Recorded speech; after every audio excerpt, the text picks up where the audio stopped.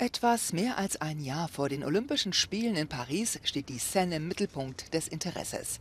2 Schwimmwettbewerbe sollen im Fluss ausgetragen werden, zwischen der Brücke Pont-Alexandre III und dem Eiffelturm. Problème, cela fait 100 ans qu'il est interdit de se baigner dans la Seine en raison de la qualité de l'eau. Les pouvoirs publics ont donc décidé de mettre 1,4 milliard d'euros sur la table pour changer cela. Die Priorität liegt auf der Regulierung des Regenwassers. Nach jedem Gewitter läuft das Kanalisationswasser über und in den Fluss. Mehrere Baustellen sind im Gange, wie dieses riesige Rückhaltebecken mit 50.000 Kubikmetern Fassungsvermögen im Boden unter Paris. L'objectif du bassin, c'est par le moyen d'un intercepteur qui va donc intercepter les eaux avant des versements en Seine, de le remplir et après la pluie, on le vide par un système de pompage jusqu'en station d'épuration. Ce sera des volumes d'eau pollués évités pour la Seine et le fleuve. Et comme c'est une eau polluée d'une charge bactériologique, eh bien on va atteindre les critères sanitaires, non pas environnementaux, mais les critères sanitaires de baignabilité.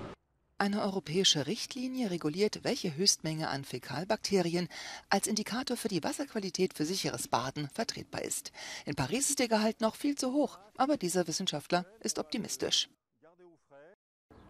Alors moi je trouve qu'elle est plutôt assez bonne, vu le nombre d'habitants qui habitent sur le bassin de la Seine et vu la faiblesse du débit de la Seine. Alors évidemment, il reste des choses, on parlait des bactéries fécales, il y a des travaux à faire encore, il y a quelques produits chimiques, hein, mais il y a eu des décennies où on ne s'occupait pas tellement de savoir si la qualité de la Seine était bonne, quoi.